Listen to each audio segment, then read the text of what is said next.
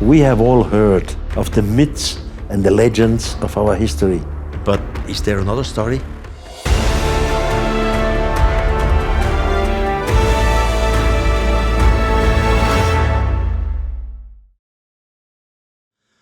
Our forefathers were Stone Age people. Of course, they adored the sky. They saw the little lights up there, but they could not understand the little lights. For them, it was a mystery. And there were different shapes of lights, and they had different colors. That's how astronomy started. Humans could not understand what was going up there. Of course, they realized that throughout the years, the situation in the sky will change. And then they realized also, after 1 year, it restarts again, the same continuation up there. So the oldest astronomy was miraculous. And the oldest religions probably were natural religions. They adored the moon. They could not understand the sun. They could not know what is a lightning and the thundering behind it. They could not understand how all this fits together. But then of a sudden, the heavens opened and some beings from outer space descended. And these were the first teachers. And now the teachers taught the humans about astronomy. They teach them about the connections up there.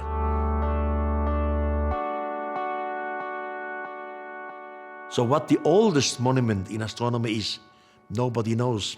But one of the oldest of them is definitive Newgrange in Ireland. And we still don't understand how it is made and what purpose it was. But we know Newgrange is a dolmen. Dolmen means it is a hill. And the hill was made artificially by Stone Age people. Now they must have known a lot about astronomy because they made a special hole in this dolmen, in the passageway. And only on June 21st, the sun entered exactly in this opening, in this passageway, and went through the dolmen and lighted a stone which was in the back. And then the whole dolmen was brilliant on light. Light was shooting all over like laser beams.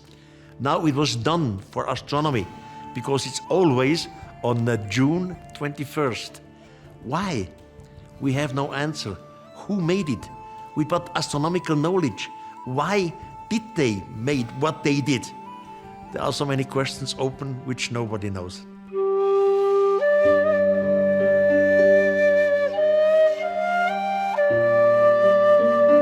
Stonehenge is another mystery.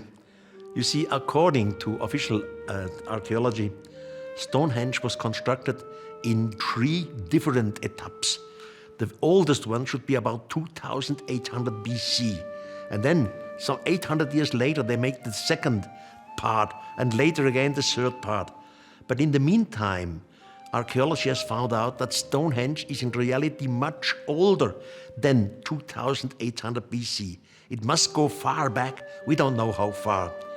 Now the problem is about Stonehenge, we have many theories, different ideas what it was. But one thing can be clearly demonstrated. You see, Stonehenge is composed of different rings of stone. Now, these rings have a certain distance between one ring and the next ring. And these distances of the rings are the same as the distances of the planets in our solar system.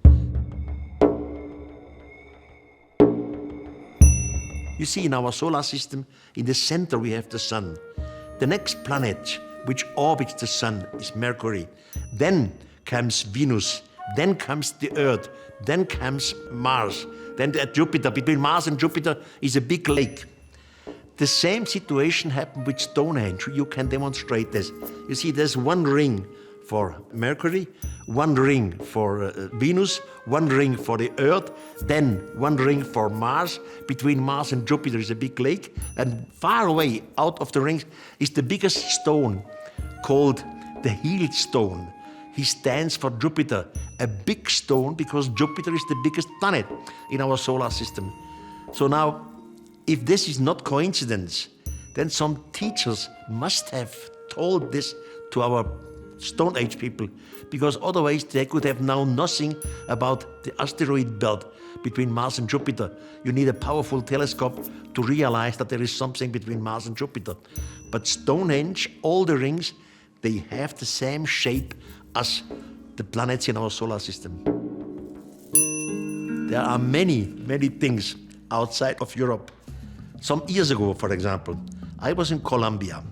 In Colombia, there is in the jungle a so-called secret city. Their name is Buritaka. They call it Buritaka 200 because there are 200 small rivers, and 200 means 200. So Buritaka 200, they call it the last city in the jungle. And this city is composed of several terraces, like pyramids. One terrace is smaller, composed on the older ones, and it comes up to different forms and shapes. And on these terraces, some building, not stone building, normal houses made out of wood and straw were constructed. But these houses were orientated again astronomically. For example, there is one house which they call the house of the man. There is another house which they call the house of the woman. Now, from the house of the man, there is a pillar going up from the ceiling. And from the house of the woman, there are two crossed pillars. Now exactly on March 21st, the sun rises up and makes a shadow exactly on the pillar of the man's house, which crosses the two, let's say, legs of the women, which means symbolically, it's springtime, you have to put the seed into the earth. But it all works by astronomy. They were sure that the whole universe has to do with God. Of course, the natives there, they are called the Kogis. And the Kogis had their teacher from heaven. The teacher told them the important things about astronomy. And not only this, the teachers also told them about the coming flood. Like in the Bible, they told them you must construct a ship to be saved before the great flood.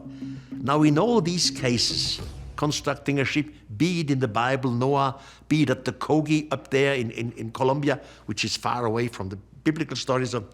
In all these cases, it was not just a miraculous God who by shake hand or making this, here is a ship. So, like a miracle now, they always used technology. Constructing a ship is technology. And constructing a ship means you need some time.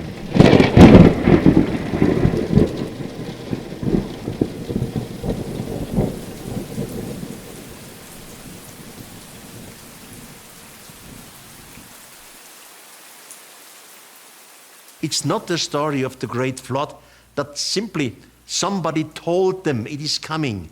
They knew in advance, and at least 1 year in advance, if not more, that the great flood would come. Otherwise, you have no time to construct a ship. So who were these beings who knew in advance that the gigantic flood would arrive? Here again, we end with extraterrestrials. They had the knowledge seen from outer space. They knew what was coming. They knew, for example, that it is possible that the pole would change, the magnetic pole would change. They knew it in advance.